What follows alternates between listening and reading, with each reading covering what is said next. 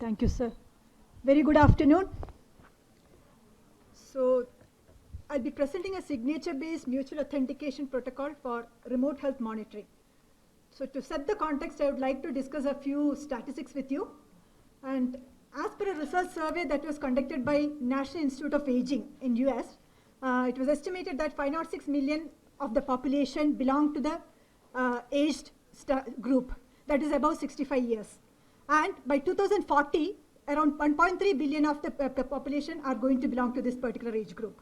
And as we know, as the age of the people increases, the probability of chronic illnesses also increases, which means that they have to frequently visit hospitals.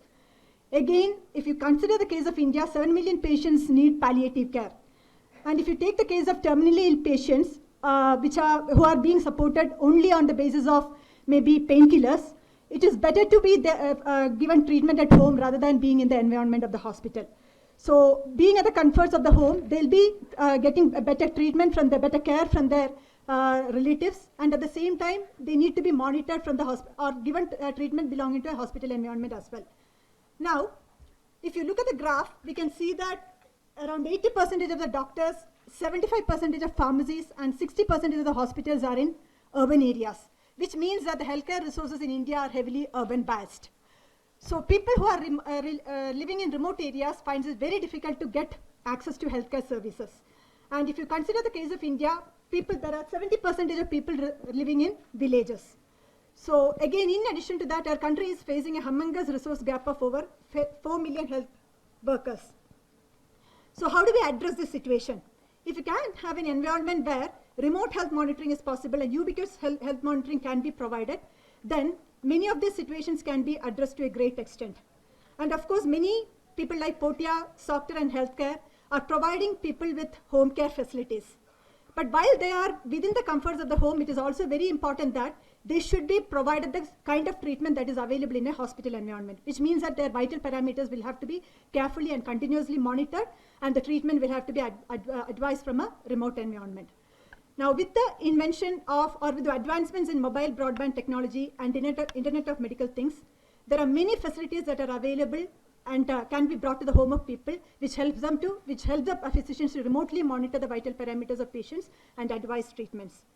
So, W-band sensor devices and mobile devices enables the continuous monitoring of vital signs of the parameters, and this monitored vital parameters can be sent across the internet network to maybe cloud servers, and they can be processed there, and this can be monitored by the doctors, and treatments can be advised.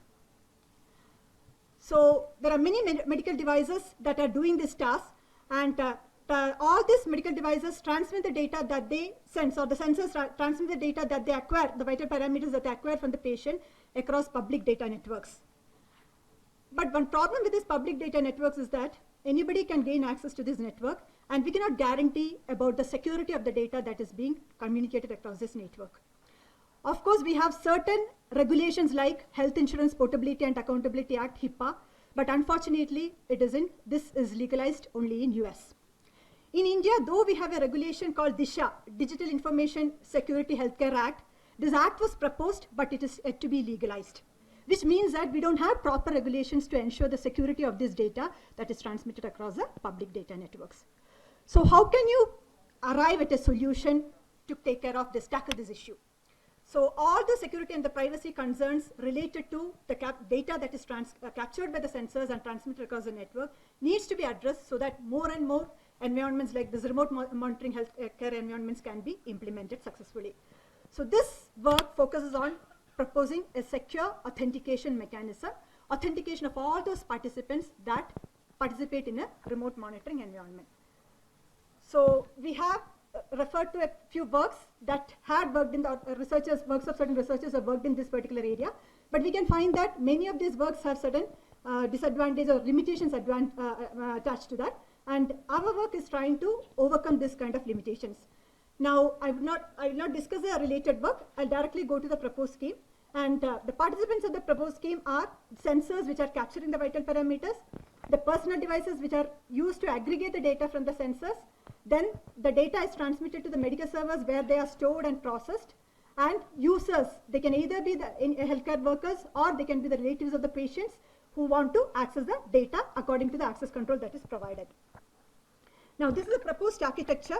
The sensors can be placed over the body of the patient or attached to the clothes. And these sensors can monitor various vital parameters such as blood pressure, temperature, those parameters. And this can be communicated using a Bluetooth or a NFC to personal devices such as your mobile phones or PDA. And these personal devices over Wi-Fi can communicate this data to the medical servers. And from the medical servers, an authorized user can access this data. And if it is a doctor, he can access the process data and advise the treatment. Now, this is the authentication process flow that we are suggesting. So, if you look at the diagram, we have indicated certain numbers 1, 2, 3, 4, 5. See, basically, all these participants of this network need to be registered with the medical server in order to use the services of this facilities of this scheme. So, basically, the sensors, personal devices, and the users are communicating with the medical server, and the sensors will have to register themselves with the medical server. So the number 1 is indicating the registration process, request for the registration from the sensor to the medical server, and the medical server will accept certain parameters from the user, sensors such as the sensor ID, and the registration process will be completed based upon certain calculations, and certain parameters will be stored within the sensor. I had included an image in that location where that AW is appearing, but unfortunately, because of the mismatch in the operating system, it is not being reflected there. Similarly, the personal devices which are communicating with the sensors and the medical servers will have to register themselves with the medical server, and after the registration process, again the personal device will be given an ID which is later used to authenticate that particular personal device, and then during the communication of the data to the medical server, there is an authentication process that is happening. Only after the authentication is completed successfully will the sensors and the personal devices be allowed to send the data to the medical server. Similarly, when users wants to access the data, all those users will have to first go through a registration process. So the number 1 is indicating the registration request, 2 is indicating the response to the registration request, and 3 and 4 are indicating the authentication request and the authentication response. Now, the entire scheme, authentication scheme, is divided into 2 parts. One is authentication of the sensors, the personal devices, and the medical server, and the other one is authentication of users who are trying to access the data. Now, as I was telling you, all the users who are accessing the data, wants to use the services of the medical server, or who wants to access the data pertaining to a user, a patient, they should go through a registration process. So basically, this algorithm is divided into, the user authentication algorithm is divided into 4 phases. One is the registration phase, then the authentication, key agreement, and the password change phase. So here we are assuming that the user is making use of a 2-factor authentication protocol in order to complete the authentication process. So the first factor is the password of the user, and the second factor is a mobile token which contains the authentication parameters. So basically, the user's parameters, authentication parameters, are not stored at the server. So we don't have a password table or a verification table for this particular mechanism. All the security parameters that are required to identify and authenticate a user is available within the mobile token, which is stored within the mobile phone of the user and nowhere else. So basically, the user will have to send his identity and the password. And again, you can see that the password is not directly sent to the medical server. We are computing the hash of the password, and the value A is obtained. Again, we are computing a value m is equal to G0 to the power of A mod P. G0 is nothing but the generator of a cyclic group, and P is a prime number, and we require that at least it should be of size 1024 bits. So here we are assuming that the strength of the difficulty in calculating the discrete logarithm is what makes this particular scheme secure. So A and H, hash of ID, that is identification of the user, and the hash of ID concatenated with M. M is nothing but the password, modified password of the user, is communicated to the medical server. So the medical server is performing certain calculations on those received parameters using his own secret key access, and some of these parameters are stored within a file, and this file is requested to be downloaded to the user's mobile phone, which serves as a mobile token. So those authentication parameters that are required by the user in order to authenticate himself to the medical server later, when he wants to access the stored data, is stored available within the mobile token. And this mobile token is created by the medical server and communicated to the user, and the user is requested to download the file via a URL, and which is shown through a QR code. and this is actually downloaded onto the mobile phone. But while downloading also, just before the file is stored on the mobile phone, the user is required to ask to enter his password, so that only if the user knows the password, or only if it is the right user, will he be able to store that information onto his mobile phone. So this actually takes care of the impersonation attack. Nobody other than the user, or nobody other than a person who is knowing the password of the user, will be able to have this mobile token saved within his phone. So while that mobile token, once that mobile token is downloaded, before saving that mobile token onto the phone, again one authentication is done by the user. That is, one of the parameters that is available in that file is recalculated by the user using his own ID and password. QI is equal to QI dash. Only if this calculation is correct will the token be stored within the mobile phone. Otherwise, the registration process is not considered to be successful and the token will not be stored. So nobody will be able to download this file on behalf of the user unless otherwise he is able to capture that URL in the QR code and is able to enter the right password. Now during the login phase of the user, so these are the three participants during the login phase: the user, the mobile, and the medical server.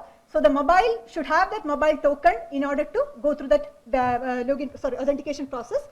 So the user again, and in the mobile interface, the user will be entering his ID and password, and the mobile token will calculate certain parameters, that is A, K, and Li, and it will compare whether this Li value that is stored within that mobile phone or the mobile token is equivalent to the newly calculated Li value using the current ID and the password that is entered by the user. So if this calculation is correct, the user is considered to be the right user of that mobile token, and the mobile phone will proceed with the authentication process. So a login request will be calculated. The login request is containing the parameters DI, KI, CI, and A. All these parameters are making use of the currently entered ID and the password and some of the parameters that are available within the mobile token. And this login request will be sent to the medical server. So there, once it reaches the medical server, once again the medical server will be validating whether the received parameters are tallying with the values that he is calculating, whether the received ID is equivalent to the ID that is available in the login request. If it is so, then the user is considered as authenticated. Now, not only the medical user should be authenticated, the medical server should also be authenticated. So the server will be computing a set of parameters, and those parameters are transmitted in an encrypted form back to the user, and the user will once again, with the mobile token on behalf of the user, will be recalculating the parameter at his end, and if it is satisfied, if it is equal, then the mobile server is also considered as authentic. So once this mutual authentication is done, then the user can proceed with the accessing and downloading of the data from the medical server. So here we are taking care of the man-in-the-middle attack and the impersonation attack with the help of this kind of a mutual authentication process. Now again, since the password is available only within that mobile token, if the user wants to change his password, if he feels that the password has been used for a long amount of time, or if he feels that his password has been taken by someone else, then he would like to change his password. That can be done by the user on his own without communicating with the medical server. So while calculating the password, while changing the password, first the user will have to enter his own old ID and the password, and this password will be compared with the existing value. If it is matching, then the user will be allowed to modify the value. If the password is not checked before the modification, then it can result in a denial of service attack, which is taken care of because we are always rechecking the password before allowing the user to change the password. So that was a user authentication process. So that is a mutual authentication process. Next is the authentication of the sensors and the personal devices. So before the authentication process starts, the medical server will have to go through initialization phase. So here we are adopting some of the concepts of the Schnorr digital signature scheme, and this is based on the concept of the prime numbers. So here the medical server is selecting prime numbers P and Q, and it is generating a global public key, and it is selecting a private key on its own and another public key based upon that particular matching with that private key. And so the registration of the personal device is done by the personal device sending its device ID to the medical server. So the medical server is calculating a shared key KPS by using its own secret key S and the personal ID of the personal device. And this shared key will be securely stored within the personal device, which is later used by the personal device in order to enter into a communication with the medical server. After the registration of the personal device, then we have the registration of the sensor. So this is also carried out in a similar manner. Sensor sends out his sensor ID to the medical server. So the medical server calculates a signature, the signature has two components, which is very much similar to a Schnorr signature scheme.